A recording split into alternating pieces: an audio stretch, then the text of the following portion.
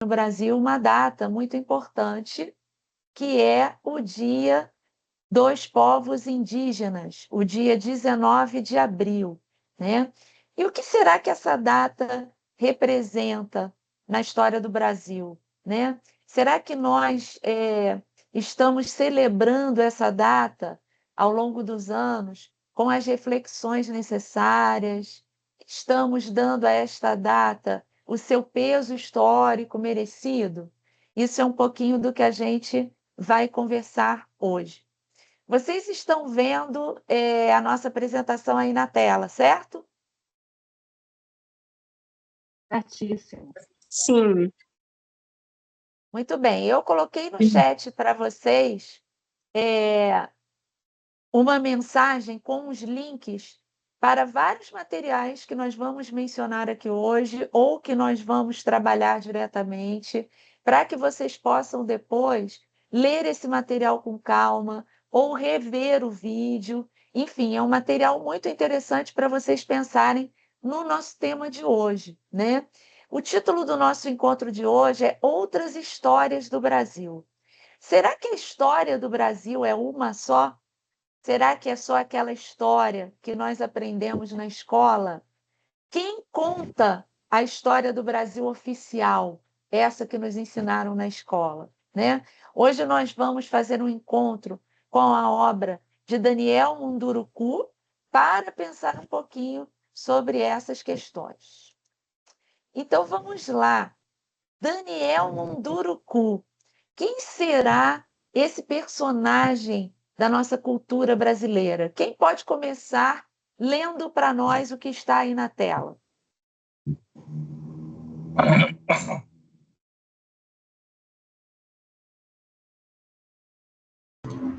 Eu posso começar, professora?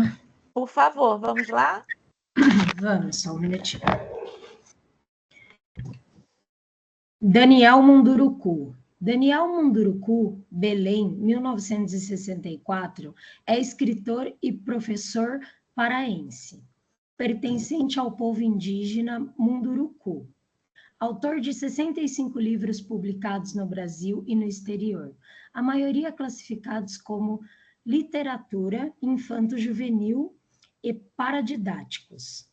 É graduado em filosofia, fez licenciatura em História e Psicologia, mestrado e doutorado em Educação pela USP, Universidade de São Paulo, e pós-doutorado em Linguística, Universidade Federal de São Carlos, UFSCar. Já recebeu vários prêmios nacionais e internacionais por sua obra literária, entre eles o Prêmio Jabuti. CBL, Câmara Brasileira do Livro 2004 e 2017, e Prêmio da Academia Brasileira de Letras 2010. ABL, ativista engajado no movimento indígena brasileiro, reside em Lorena, interior de São Paulo, desde 1987. Cidade onde é diretor-presidente do Instituto UCA e do selo UCA Editorial. Em 2003 e 2023/2024, atuou na novela de 21 horas da Rede Globo, interpretando o pajé Jurecê em Terra e Paixão. Muito bem, muito obrigada. Esse texto foi retirado do blog. Vocês veem que aí embaixo há um erro de digitação do corretor, né? O nome do blog é o blog Daniel Munduruku, que é o nome do nosso autor de hoje. E nesse blog ele publica a história dele, textos dele, muitos materiais, entrevistas. Vocês também, fazendo uma pesquisa no YouTube, vocês encontrarão farto material sobre o Daniel Munduruku, muitas entrevistas, muito palestras que são deliciosas de assistir, né? Como vocês acabaram de ler, ele é um autor que tem uma vasta obra já, né? Ele já tem 65 livros publicados no Brasil e no exterior, né? Os temas principais da obra de Daniel Munduruku são a identidade dos povos indígenas, o resgate da memória dos povos indígenas, histórias da oralidade, da cultura oral dos povos indígenas. Sabemos que grande parte da produção cultural desses povos é na forma oral, né? Então, o Daniel ele vai se dedicar a recontar lendas, mitos dos povos indígenas, né? E é interessante porque o Daniel ele tem alguns pilares básicos na sua literatura, né?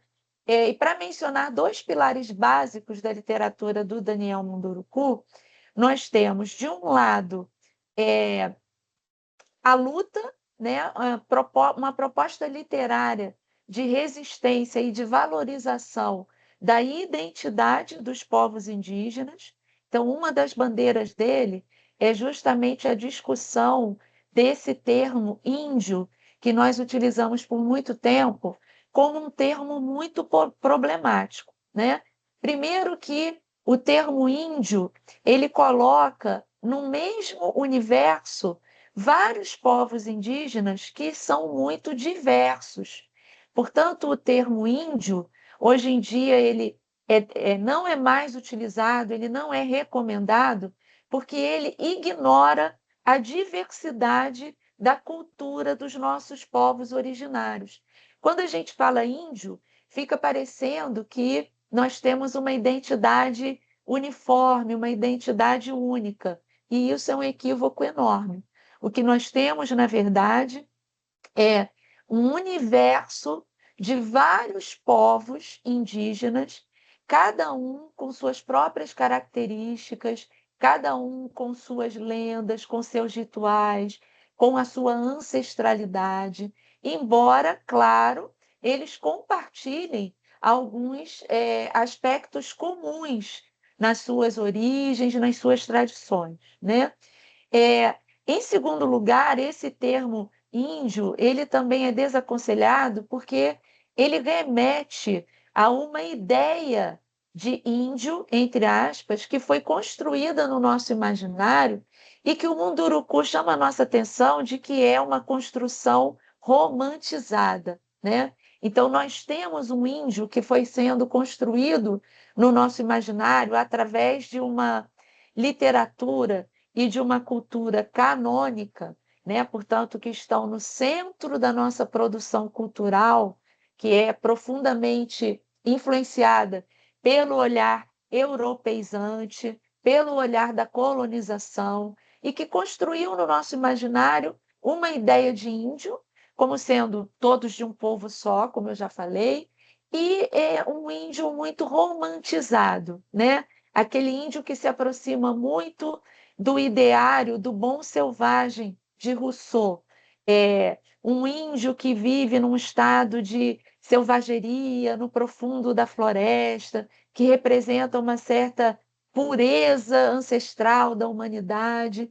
Embora tudo isso pareça muito belo, muito bonito, isso acaba sendo fonte de variados preconceitos e da construção de muitos estereótipos, alguns deles negativos, sobre os povos indígenas, né? Então, essa é uma das bandeiras muito importantes da literatura do Daniel Munduruku. Um outro aspecto importante da literatura dele é que, como a cultura indígena está muito calcada na oralidade, o Munduruku, então, propõe para nós que, quando a gente pensa em literatura indígena, nós precisamos abrir o nosso olhar para uma ideia de literatura que é uma ideia muito ampla no seu sentido cultural. Então, por literatura indígena, nós podemos entender todas as produções artísticas que os povos indígenas vêm construindo ao longo da nossa história e que contribuem diretamente para a formação da nossa identidade brasileira. Então, literatura indígena vai incluir os rituais, a fé dos povos indígenas, as suas tradições, o legado da ancestralidade, todas as histórias de cunho oral, né? Que nós conhecemos como lendas indígenas, o chamado folclore indígena, tudo isso a gente pode entender num sentido amplo como uma literatura indígena, onde a palavra escrita tem um papel secundário, né? Então é muito interessante que quando a gente pensa em literatura, nós costumamos associar essa expressão artística, essa ferramenta estética à palavra escrita, né? À palavra impressa, quando, na verdade, a origem da literatura, isso vale para todas as tradições e culturas, é oral, né?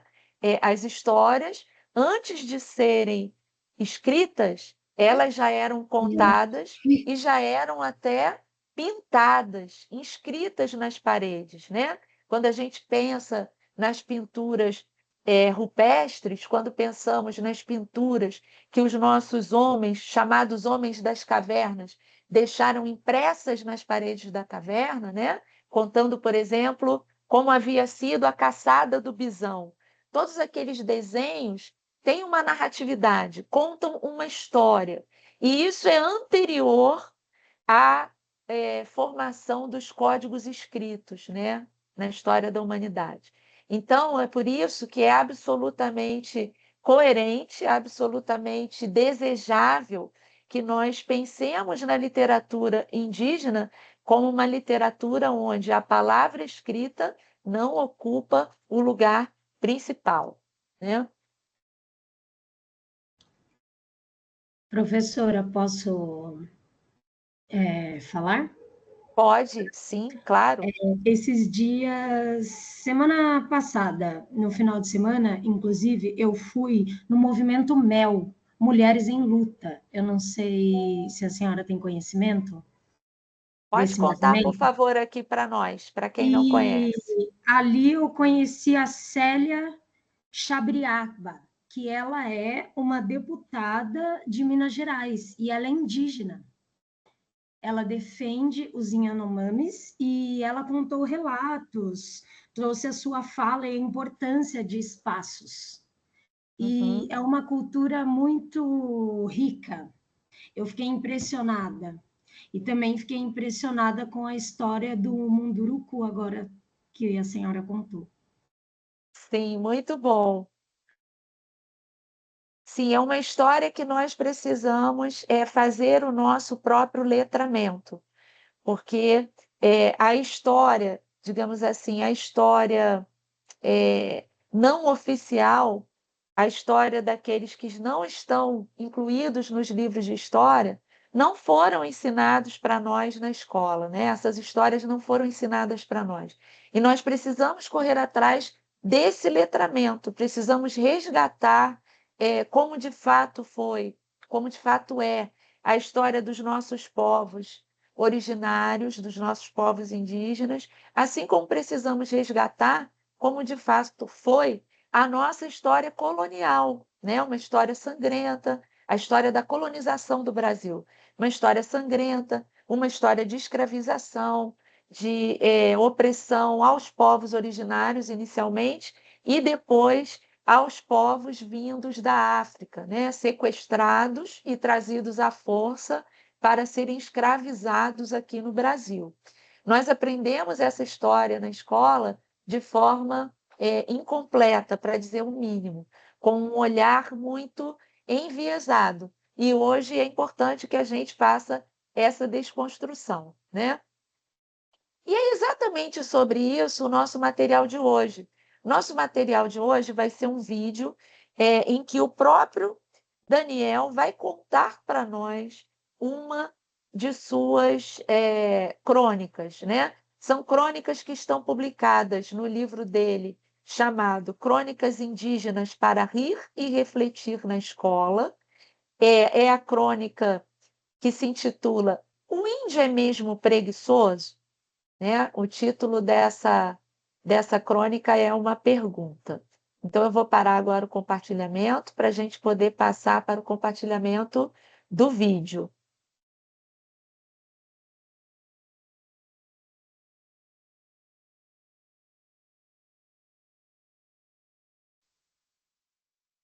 Vocês estão vendo na tela o vídeo?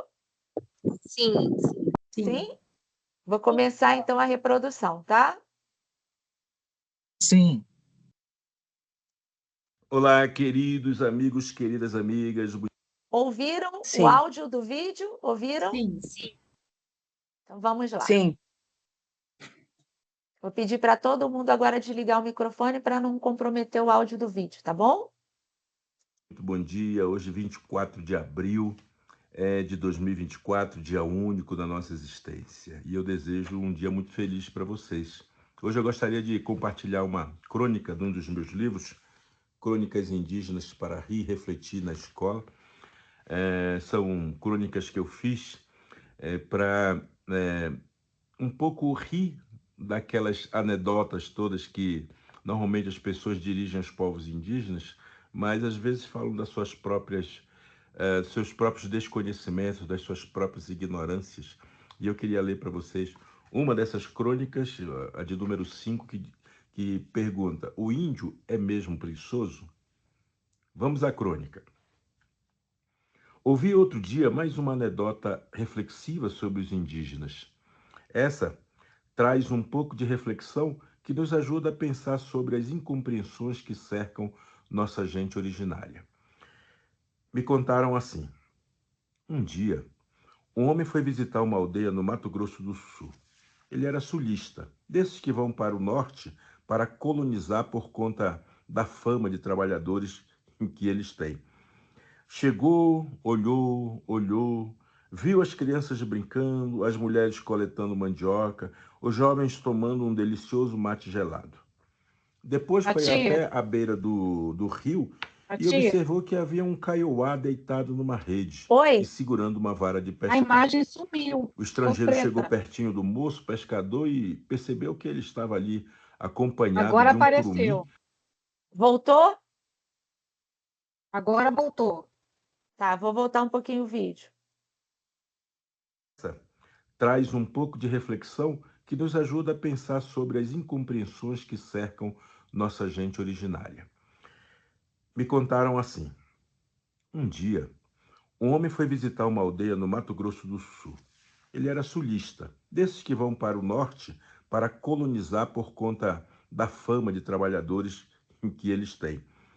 Chegou, olhou, viu as crianças brincando, as mulheres coletando mandioca, os jovens tomando um delicioso mate gelado. Depois foi até a beira do rio e observou que havia um caiuá deitado numa rede e segurando uma vara de pescar. O estrangeiro chegou pertinho do moço pescador e percebeu que ele estava ali acompanhado de um curumim com quem brincava enquanto esperava o peixe fisgar a isca. O tempo passou e, como nada acontecesse, o sulista se aproximou novamente e indagou o pescador: estou te observando aqui há um bom tempo e não vejo nenhuma evolução em sua pescaria. Por que tu não fazes diferente? O jovem estranhou a pergunta. Como assim fazer diferente? Por que tu, em vez de ficar com esta vara, esperando um tempo grande para pegar um único peixe, não jogas uma rede para pegares mais, muito mais de uma única vez? O jovem pescador entendeu a preocupação daquele homem e sua ideia de trabalho. Àquela altura, o curumim já estava prestando atenção à conversa. Olhou para seu pai, aguardando uma resposta. O pescador entendeu o olhar do filho, passou a mão na cabeça e disse polidamente: eu não preciso de muitos peixes. Preciso apenas do necessário para o meu sustento e de minha família. Qual o sentido de pegar mais peixe do que preciso se depois eu não tiver mais peixes para pescar? Se eu deixá-los reproduzir, terei comida para muito tempo. Além disso, eu não estou aqui pescando, mas brincando com meu filhinho. Depois que disse isso, pegou seu menino no colo e voltou a brincar na rede. Como vocês viram, é uma incompreensão que as pessoas têm, né? Achando que a vida é sempre trabalho, a vida é sempre produção, a vida é sempre acúmulo de riqueza, é sempre ter mais. Não consegue entender que as populações indígenas foram se desenvolvendo do seu jeito, da sua maneira, olhando para cada ser, o ser da natureza não humana e o ser natural, o ser humano fora da natureza, como uma continuidade, uma mesma coisa, não é? E que, portanto, tudo faz parte de um processo didático-pedagógico, né? A natureza é a grande mestra, é a grande professora que vai ensinando, que vai ajudando a gente a entender o nosso lugar no mundo, ajudando a gente a sobreviver no mundo sem explorar a natureza de forma nociva, né? De modo que a gente vai ficar depois sem alimento, né? Então, nessa atitude de sobrevivência, de convivência com a natureza, as populações indígenas vão mantendo o seu modo de existir, o seu modo de entender, e vão, com isso, fazendo todo um trabalho pedagógico de transmissão de saberes para as novas gerações. É disso que se trata, afinal de contas. Uma pescaria não é um momento de lazer, como muita gente, às vezes, na cidade, né, sai para pescar, para relaxar. Não, a pescaria ela pode ser um momento de conquistar o seu alimento, portanto, é um trabalho, um momento de conhecer. Neste momento, milhões de crianças sofrem de desnutrição severa.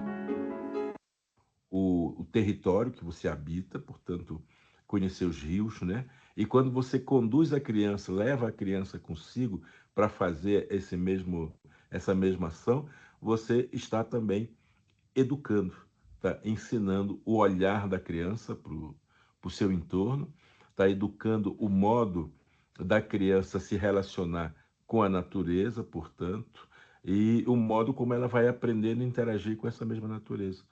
Portanto, é uma escola, portanto, é educação, portanto, é transmissão de saberes. E o saber indígena, ele acontece muito assim na prática, né? No dia a dia. É no ato ali solitário, às vezes, no silencioso, né? Da criança estar perto do pai, caçando, perto do pai pescando, perto da mãe plantando mandioca, perto da mãe fazendo farinha ou qualquer outro alimento.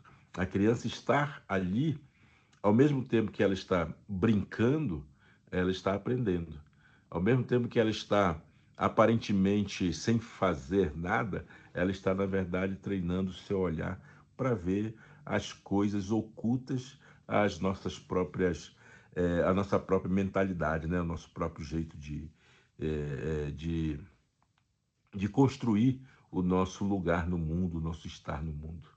Portanto, a pedagogia que os indígenas vão desenvolvendo é essa que eu chamo de pedagogia do pertencimento, ou seja, uma pedagogia que vai colocando a criança dentro da natureza, ou melhor, vai fazendo com que a criança não saia, ela não queira estar fora, né, ser extraída da natureza, se tornar um estrangeiro, né, ou seja, alguém que não está conectado de fato com os elementos da natureza. E isso vai gerando na criança o pertencimento, ou seja, um comprometimento com aquele espaço, com aquele território, com aquele modo de vida, com aquela organização social, com aquela organização política. A criança vai se inteirando de todos os processos ao mesmo tempo, sem precisar que ninguém fique ensinando regras simplesmente a elas, porque as regras estão sendo vivenciadas no cotidiano delas e ela vai aprendendo, portanto, diferenciar, né, o que deve, o que pode fazer, o que não pode fazer, de uma forma muito, muito, muito muito útil para ela, mas também muito comprometida, né, com a comunidade. Daí que vem a ideia exatamente de que a educação indígena é diferente da educação escolar indígena, indígena ou não, né? Porque a educação escolar ela apregoa o aprendizado ou a transmissão dos saberes a partir de conteúdos que estão nos livros, que estão na ciência, que foram, né, foram registrados e tudo mais, e que vai ajudar as pessoas. E aqui não é uma crítica exatamente à educação escolar, mas vai ajudando as pessoas a entenderem também o seu lugar no mundo. Esse é o processo da educação escolar, porque a escolarização é justamente uma tentativa de sistematizar o conhecimento, né? Porque as crianças, elas cresçam sabendo aonde estão, né? Como vivem e como o seu mundo é ordenado. Isso em grandes contextos urbanos, obviamente, que é super interessante. Quem vive na floresta e depende da floresta tem que aprender as coisas da floresta. E isso não está necessariamente nos livros, não é? Embora hoje também já tenham muitos livros trazendo esse tipo de conteúdo. E feito, inclusive, por indígenas, né? Essas histórias que nós contamos nos nossos livros, eles, de uma certa forma, fazem parte assim, desse processo de aprendizado, né? Que nós temos dentro das nossas comunidades. Mas a educação indígena tradicional, e tradicional aqui não significa dizer retrógrada ou atrasada, significa o processo, porque tradicional é um modo pedagógico de transmissão, né? O saber que está estabelecido por uma determinada sociedade e que vai sendo transmitido para as novas gerações para que elas não percam a sua raiz, não percam a sua ancestralidade e, ao mesmo tempo, elas consigam atualizar esses conhecimentos todos que a tradição foi acumulando e vai passando de geração em geração, atualizar para os momentos atuais. Então, nada demais os indígenas dominarem as tecnologias que os não indígenas estão desenvolvendo. É simplesmente um passo, digamos, normal, natural e até necessário para que a gente se reinvente. A característica da cultura é justamente essa reinvenção permanente, né?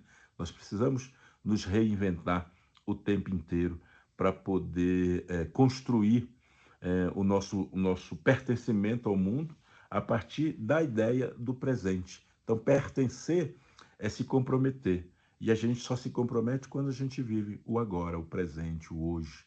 Né? Porque é esse hoje que vai trazer as demandas para a gente poder resolver, ser criativo o suficiente para poder resolver as dificuldades que vão surgindo e, ao mesmo tempo, a gente vai dando suporte, né, ao ser tradicional de nossos povos. Isso muda muita coisa constantemente, permanentemente.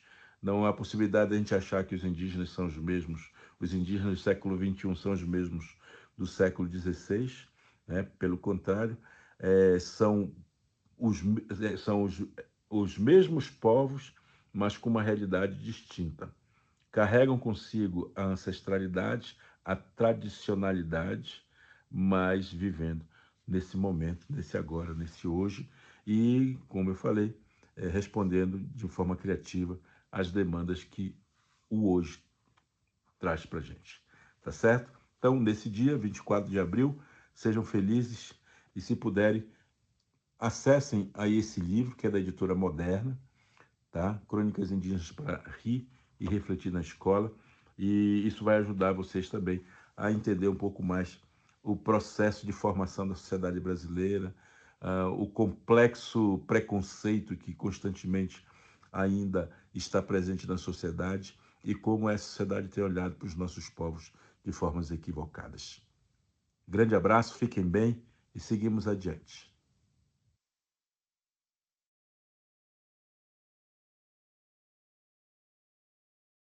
Muito bem. Foi como se ele tivesse vindo dar uma palestra para nós, né?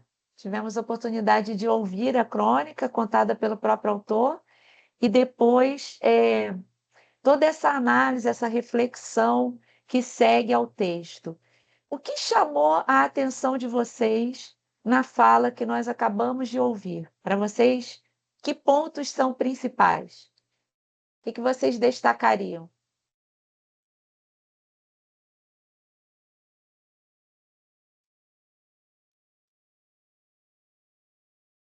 Hein? Vou pedir para vocês usarem o levantar a mão ali na barra de cima, para a gente começar a organizar a nossa fala. O que chamou a atenção de vocês no vídeo que nós acabamos de assistir? Fernanda?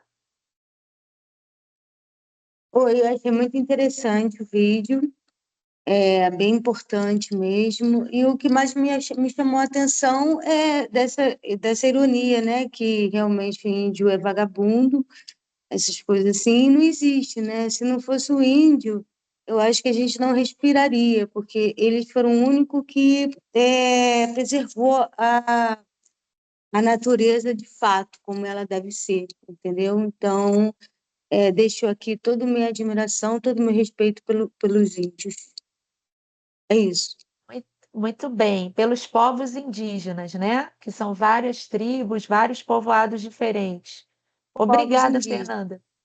Isso. Ou os nossos povos originários, né? Aqui no Brasil. Paola?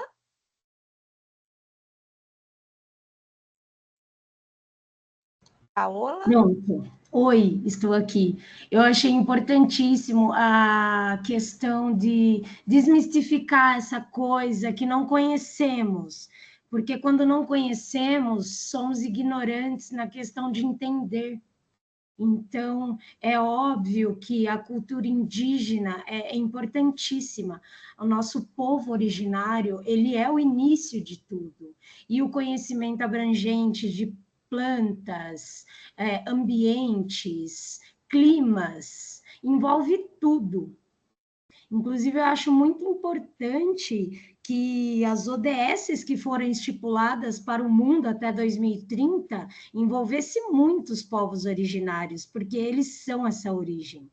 Não é à toa que o nome enfatiza, né?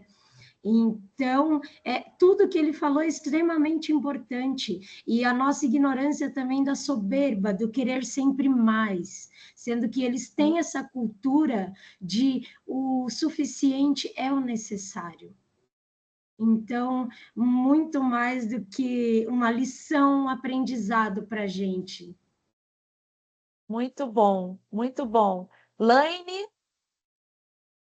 É, eu gostei muito quando ele falou, né? Quando ele aborda aquela questão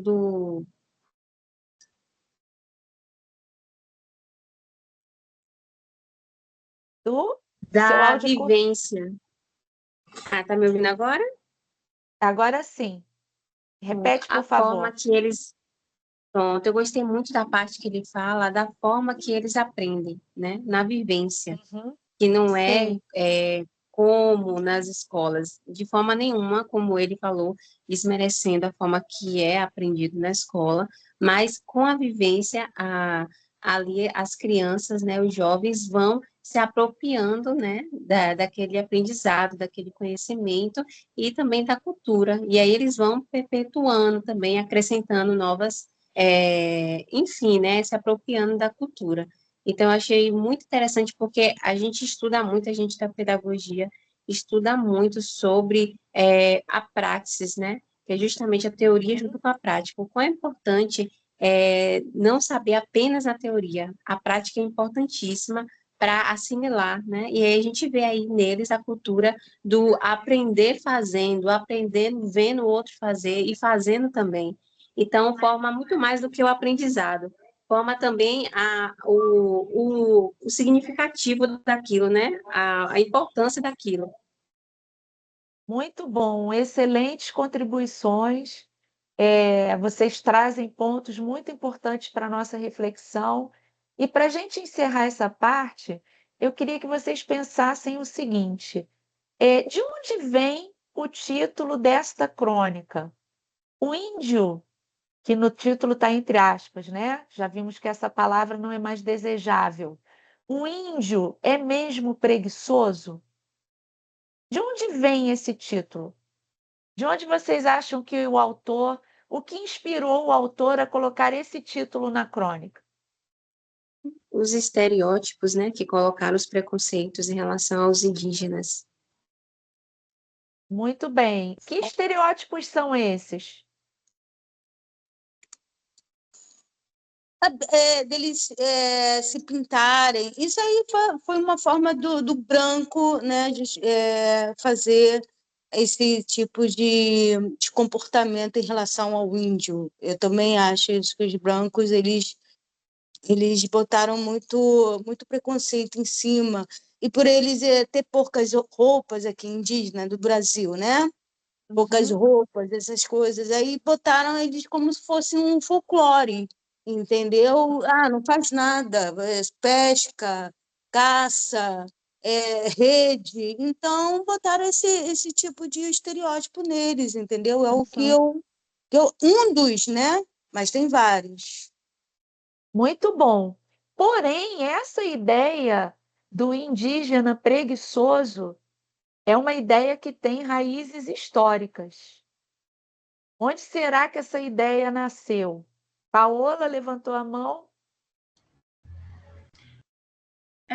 Não tenho como conhecimento, mas tenho como imaginação que eles são guardiões do ecossistema, mas a visão que foi voltada para eles foi totalmente distorcida desse fundamento.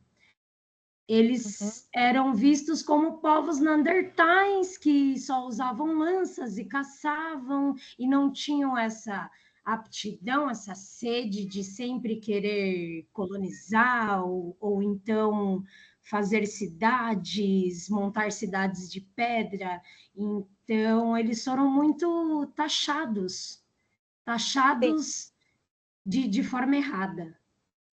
Sim, por muito tempo, o discurso histórico oficial presente nos livros de história que nos formaram era de que os colonizadores portugueses inicialmente tentaram escravizar os índios, os indígenas, mas não tinham conseguido escravizar os indígenas com sucesso porque eles eram preguiçosos, né?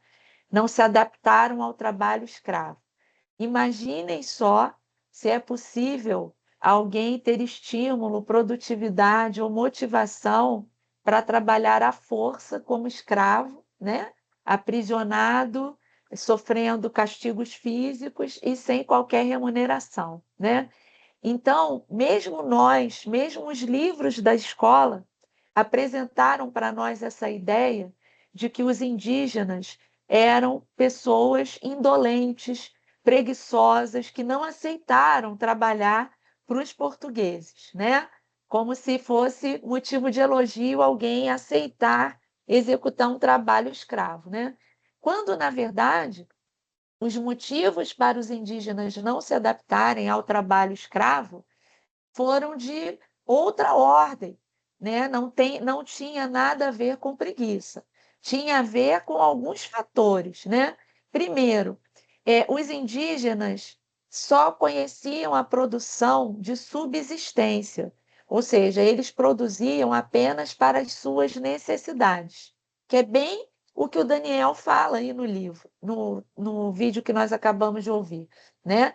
Portanto, dentro da cultura indígena, a exploração dos recursos naturais era feita apenas na medida da necessidade, né? Então se plantava para comer, se caçava para comer.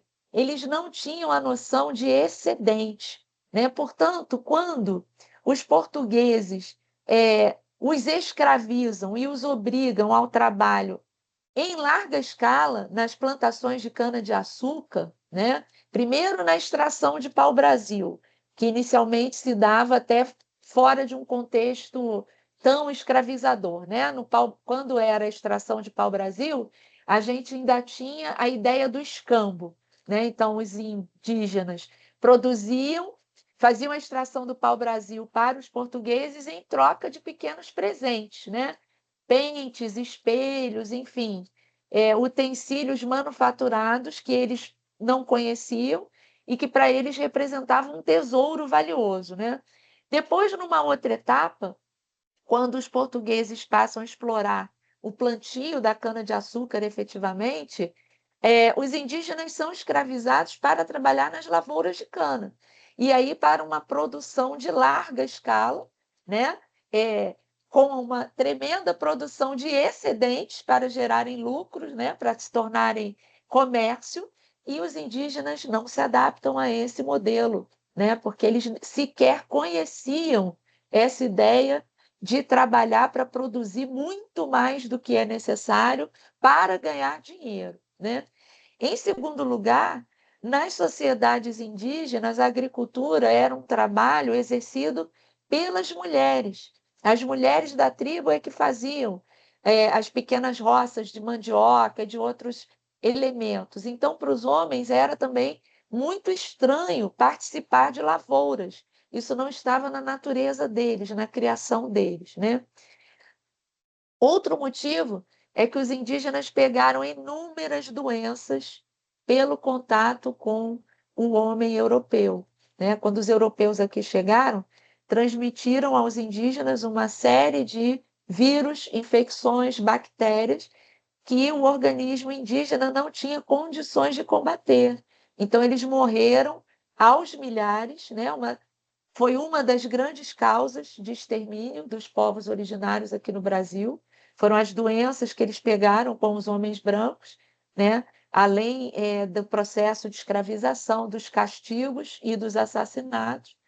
E, por último, para mencionar só mais um motivo, a Igreja Católica interferiu diretamente na escravização dos indígenas, impedindo, porque a Igreja Católica tinha o objetivo de catequizar os povos indígenas, né? Através das missões jesuítas. Então, a Igreja Católica passou a condenar, a exigir da coroa portuguesa a proibição da escravização dos povos indígenas, né? Do mesmo modo em que a Igreja Católica não interferiu posteriormente na escravização dos povos africanos, infelizmente, né? Então, onde a gente sempre ouviu que o indígena era preguiçoso, na verdade, o que nós tínhamos eram esses motivos que eu listei para vocês, além de outros, né, que causaram a inadequação dos indígenas, a inadaptação dos indígenas ao trabalho escravo, né? Se é que seria correto alguém se adaptar a trabalho escravo, né? É claro que isso não pode ser esperado de ninguém, né? Muito bem. E agora, Paola, já passo para você. E agora a Paola tinha antecipado para nós, né?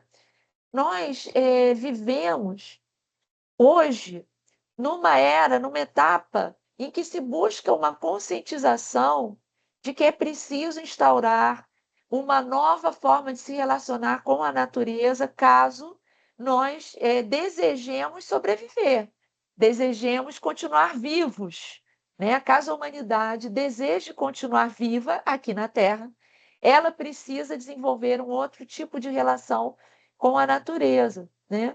E uma das estratégias são os ODS, né?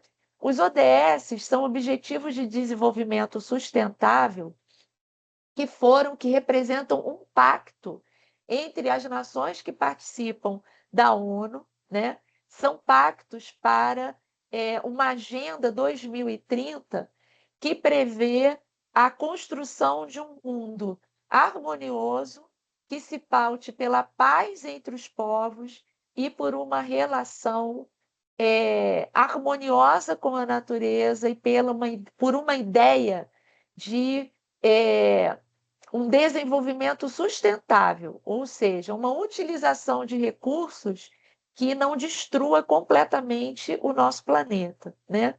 E aí, entre esses ODS, eu selecionei alguns aqui, tem um que tem diretamente a ver com o que o Daniel fala para a gente no vídeo que nós acabamos de assistir, né? Que seria o ODS 15, que é um ODS que fala da proteção da vida terrestre como um todo, né? Promovendo o uso o uso sustentável dos ecossistemas terrestres, a gestão sustentável das florestas, e é isso que os indígenas já fazem né, desde sempre, desde de seus ancestrais, né, nessa ideia de utilizar da natureza só o que é necessário realmente para a nossa sobrevivência. Paola. Obrigada, professora. É muito importante pontuar também o respeito à natureza, a coletividade, a solidariedade, a simplicidade e desapego, sabedoria ancestral, espiritualidade integrada à vida, resistência e resiliência. Eles são verdadeiros mestres. Não tenho muita coisa para falar, além de que temos muito a aprender com os povos originários. Muito bom, perfeito.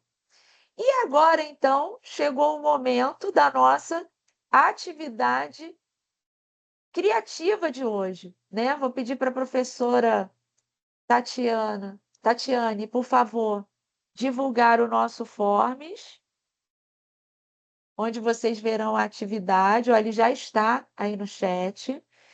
Vocês devem acessar esse link que está aí no Forms, preencher com os dados de vocês, nome completo, tudo que o Forms pede, e no campo em que isso for perguntado, vocês devem escrever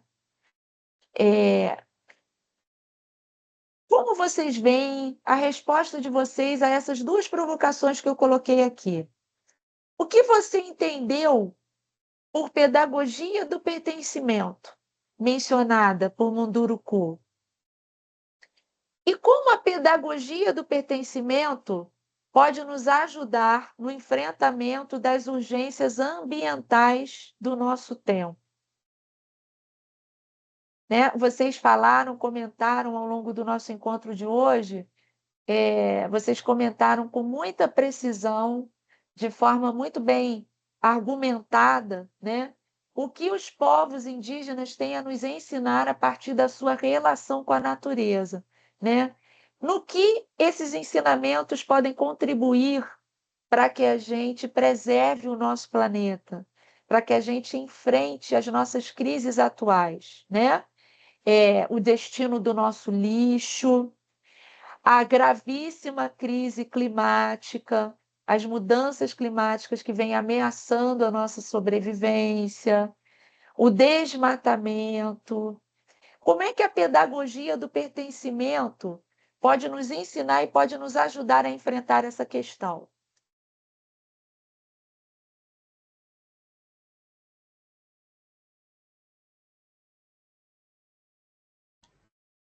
Professora, eu não estou conseguindo acessar a plataforma Forms. O link... Tati, as pessoas não estão conseguindo acessar o Forms.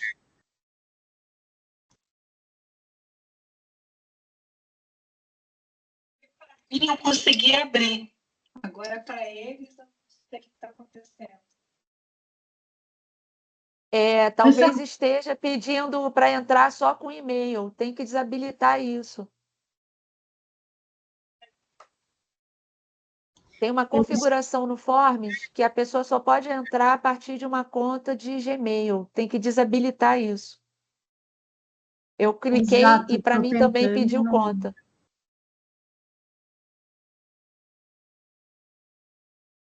Entra em contato com a outra, tá? Tem que ser aquele tipo de formulário que qualquer um com o link pode responder. Isso fica lá nas configurações do formulário.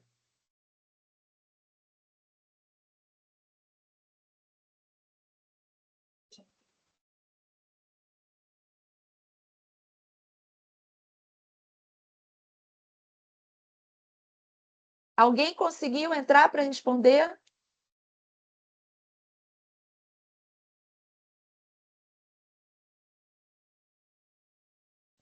Então, para mim só está dando assim uma opção de mensagem, né?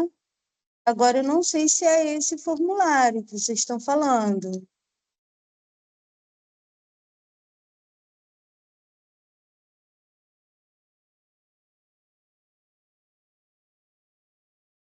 É esse formulário que eu acabei de enviar novamente. Ele tem que, Provavelmente ele está com uma configuração pedindo para entrar com uma conta de e-mail para responder, né? Acredito que a professora Tatiane esteja tentando desabilitar essa restrição, porque o certo é qualquer um conseguir abrir o link sem mencionar nenhum e-mail, sem colocar nenhum e-mail. Tentando fazer isso. Oi, Tati. Tentando fazer isso.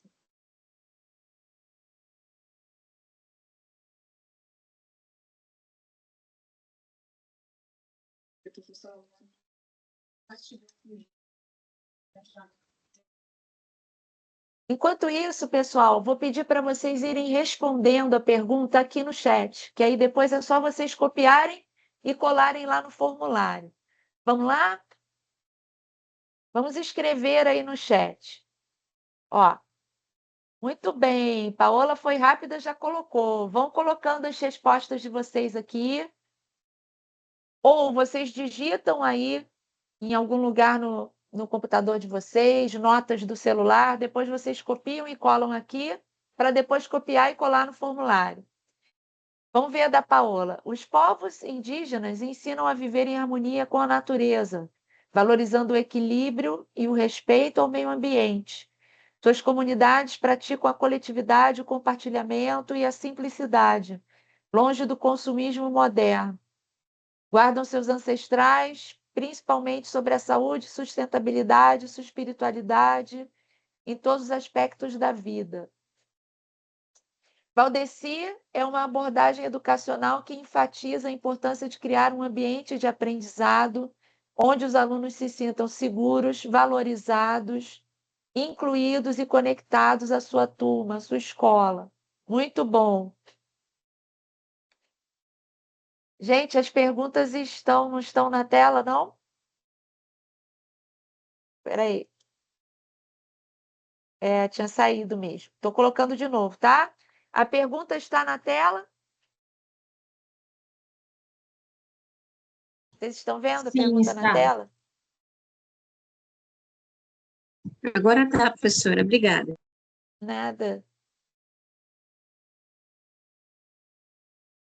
Ups, desculpem. O que você entendeu por pedagogia do pertencimento, mencionada por Munduruku? Como a pedagogia do pertencimento pode nos ajudar no enfrentamento das urgências ambientais do nosso tempo?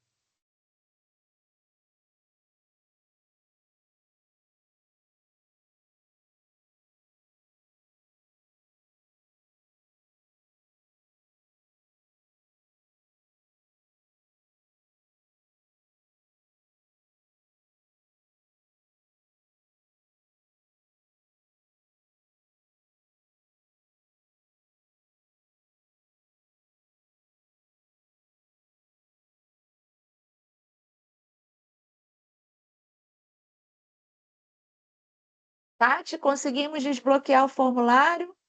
Tentando aqui. Está pedindo permissão. Vou ver pelo Drive se eu consigo compartilhar.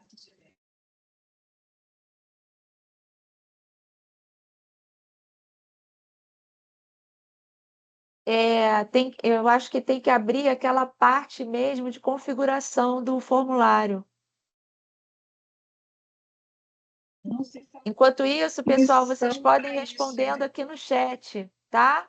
Vocês estão vendo a pergunta aí na tela, podem ir respondendo aqui no chat. E aí depois é só colar no formulário. Lembrando que o certificado de participação aqui do Clube de Leitura é só para quem entrega a atividade escrita, que está aí na tela, tá bom? Então, vocês podem colocar aqui no chat, por favor.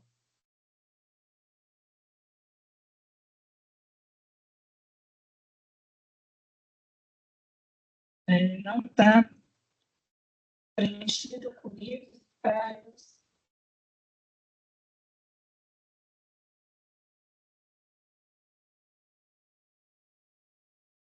Pessoal, vou parar rapidinho de compartilhar as perguntas. E vou colar elas no chat, tá?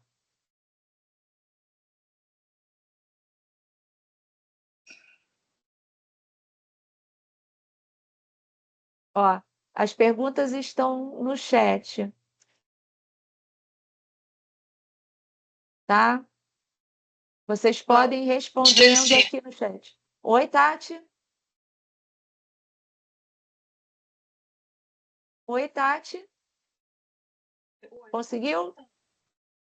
Eu não estou conseguindo, porque eu não tenho permissão para mexer na configuração desse formulário. Só tenho só compartilhar. Quem fez o formulário foi a Luana? Eu não ouvi sua resposta, cortou. Não está saindo o som.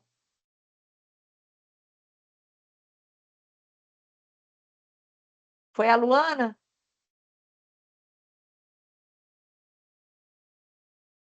Bom, e aí, então, pessoal, vou pedir para vocês, então, responderem aqui no chat, tá?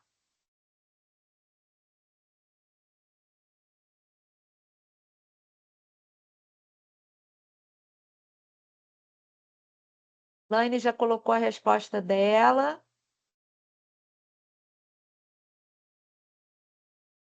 Lembrando que para receber o certificado de participação por hoje, vocês precisam responder as 2 perguntas que estão fixadas aí no chat, ok?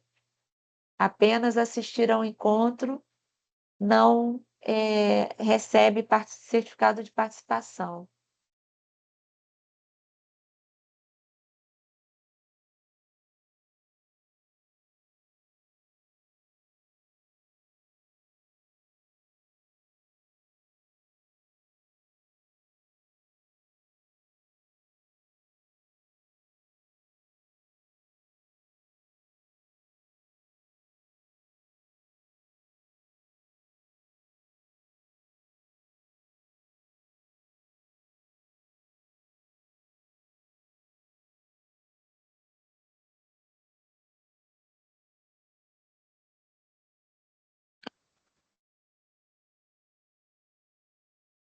Tati.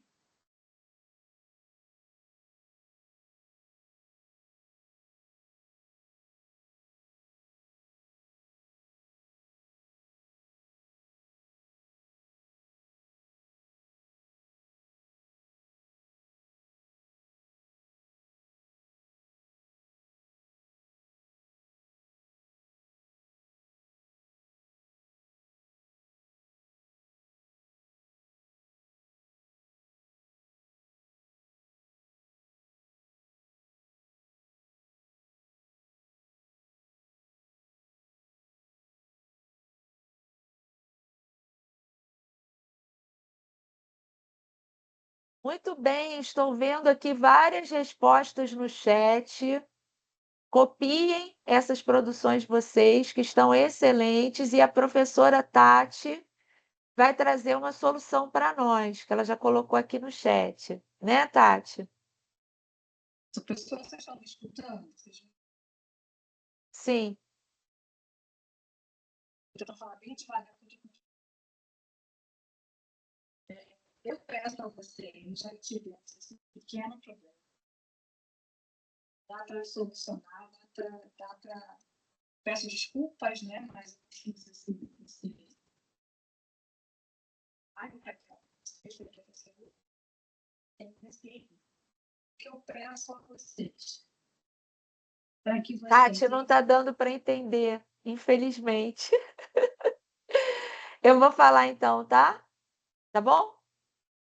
Então, pessoal, acabei de copiar uma mensagem que a professora Tatiane já havia colocado aqui no chat, com o e-mail do Unicep. Vocês estão vendo aí no chat? É nicep@unileia.edu.br. Vocês devem mandar um e-mail com um e-mail de aluno de vocês, então logados no Microsoft 365 da Unileia. Vocês devem mandar um e-mail para a Unicep, nesse endereço que está aí no chat, com essa resposta que vocês colocaram aqui no chat, sobre a pedagogia do pertencimento, certo? Quem enviar essa resposta por e-mail, até quando, professora Tatiane, qual é o prazo? Geralmente, uma semana. Só que vai ter feriado. Temos um feriado. Então, vamos definir um dia. Até que dia pode enviar para receber certificado? Vamos definir. E até semana que vem? Até quarta? Então, até quarta da semana que vem, que é dia 23 de abril, até o dia 23 de abril, pode enviar um e-mail para a Unicep. Vou colocar de novo no chat, hein? Logado com o seu e-mail de aluno, respondendo as 2 perguntas que estão fixadas no chat. Primeira coisa importante, não basta enviar um e-mail para receber certificado de participação, certo? O e-mail tem que conter a resposta à atividade escrita e tem que ser enviado até o dia 23 de abril, combinado? Depois disso, não é mais possível receber certificado. E isso só vai ser feito hoje porque o formulário apresentou um problema, tá? Porque o jeito certinho é responder o formulário aqui ao vivo no nosso encontro, tá bom? Fernanda. Então, eu vou mandar as minhas respostas pelo e-mail da Unileia, com o meu e-mail da faculdade, é isso? Com seu login de aluno, você Do vai meu... mandar para o entendi. e-mail do Unicep, que eu estou copiando novamente aí no chat. Sim. Ó, acabou de aparecer aí. Tá aqui na Microsoft 365, né? Tá ali meu login. Isso. Tá? Entendi. E esse e-mail tem que conter a resposta para as 2 perguntas que estão fixadas aqui no chat da reunião, tá bom? Entendi. E que eu vou repetir de novo. Então, e-mail vazio ganha certificado? Não. E-mail depois de 23 de abril ganha certificado? Não. Ok? Ok, entendi. Obrigada, viu? Muito bem. Todo mundo já pegou, já salvou aí o e-mail do Unicep? Já entendeu? Quem já entendeu, já pegou o e-mail do Unicep?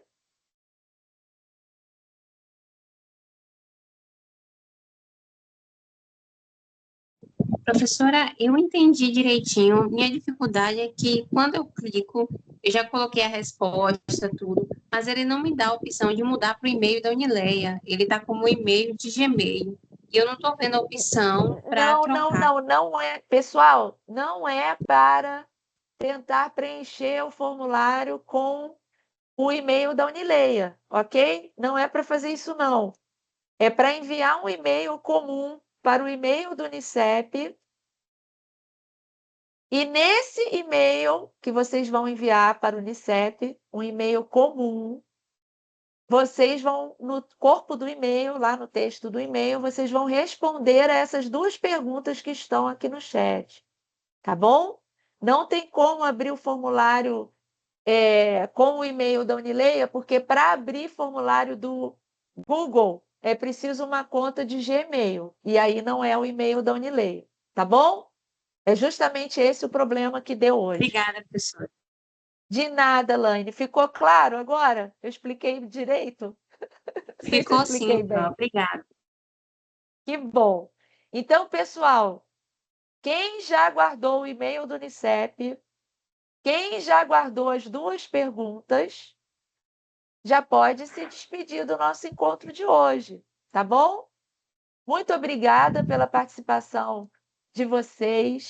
Foi muito bom trocar com vocês. Espero que o próximo dia 19 de abril, que é o nosso Dia dos Povos Indígenas, seja um dia de muitas reflexões, que a gente possa pensar no que falamos hoje aqui. E espero vocês no próximo encontro mensal do Clube de Leitura, em maio. Ok? Um grande abraço para todo mundo, bom feriado e até o próximo encontro. Elan